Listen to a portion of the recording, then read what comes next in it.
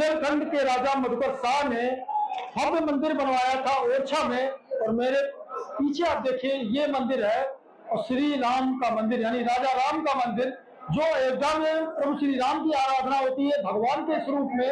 यहाँ ओरछा में, जो कि मध्य प्रदेश में है ओरछा, और यूपी के झांसी से चंद किलोमीटर दूर है, यहाँ राजा राम की पूजा होती है, आराधना होती है।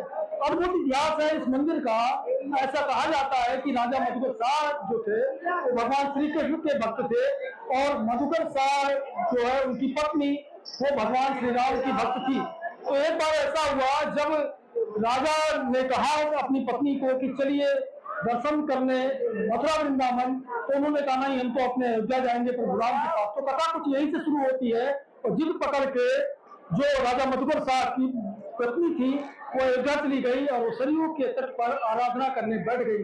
और लंबी तपस्या हुई, कड़ी तपस्या हुई, और बार बार वो अपनी देह लीला को जो है समापन की बात करती रही। लेकिन ऐसा करते करते, ऐसी पूजा देख करके, तपस्या देख करके प्रभु राम बाल स्वरूप में वहां प्रकट हुए।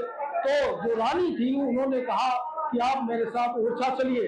तो उसके बाद जो है 3 शर्तों पर चले। पहली शर्त यह थी कि पुष्य नक्षत्र में हम चलेंगे, और दूसरी शर्त यह थी कि हम जहाँ एक बार विराजमान हो जाएंगे वही रहेंगे, और तीसरी शर्त थी कि राजा के रूप में हमारी पूजा करेगी, वहां कोई राजा नहीं होगा जहां हम विराजेंगे। तो ये जो आप मंदिर देख रहे हैं, मंदिर के सामने तमाम कंवरिये आए हैं, क्योंकि सावन का त्योहार है। लेकिन आप ये जो मंदिर देख रहे हैं, या राजा के जमाने में रसोई हुआ करता था, रानी की रसोई थी ये। और जब अयोध्या से लेकर के भाव स्वरूप में प्रभु राम को रानी यहाँ पहुंची, तो इसी रसोई में विराजमान कर दिया प्रभु के भाव स्वरूप को। और इस साइड में आप देख रहे हैं जो ये भव्य मंदिर, इसका निर्माण कराया गया था, और यही भाव स्वरूप जो राजा राम के थे उनको विराजमान होना था। लेकिन यही जो प्रमुख शर्त थी, इसको भूल गई थी रानी, और वह जो है ये जो रसोई है, उस रसोई में जो रसोई बनी है उस रसोई में विराजमान करा दिया। और यही वजह है कि अंत में जब इस मंदिर जो तैयार हुआ था उसमें चलने की बात कही रानी ने, तो ये रसोई जो कभी रसोई हुआ करता था, भव्य मंदिर आप देख रहे हैं, तो यहाँ प्रभु राम के बाल स्वरूप ने कहा कि आप ये शर्त भूल गई है कि हम जहाँ एक बार विराजेंगे वही रहेंगे।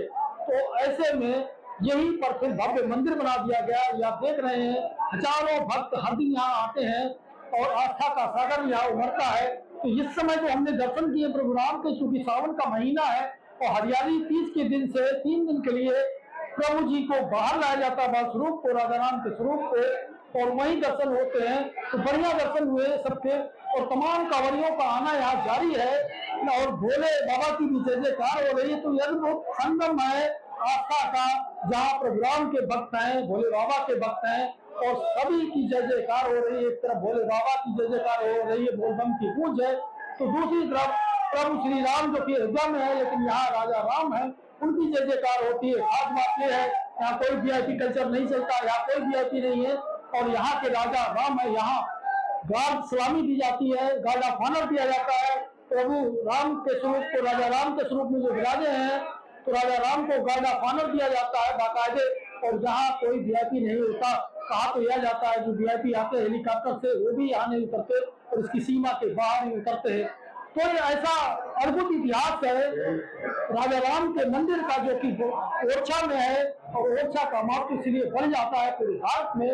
मध्य प्रदेश जो कि जो है भारत का हृदय कहा जाता है, हृदय स्थली, वहाँ एक से बढ़कर एक तीर्थ है, उज्जैन महाकाल है, ओंकारेश्वर है। तो वही ओरछा के इस मंदिर की महिमा अपरंपार है। राजा राम के रूप में पूजे जाते हैं, और राजा राम की आराधना करने के लिए देश भर के भक्त आते हैं, दुनिया भर के भक्त आते हैं, और खास तौर से सावन में इस मंदिर का महत्व बढ़ जाता है बहुत ज्यादा, और भक्तों की अटूट श्रृंखला यहाँ आती है। तो इस तरह से ये इतिहास है जो हमने आपको बताया। हमारा ये सफर आगे भी जारी रहेगा।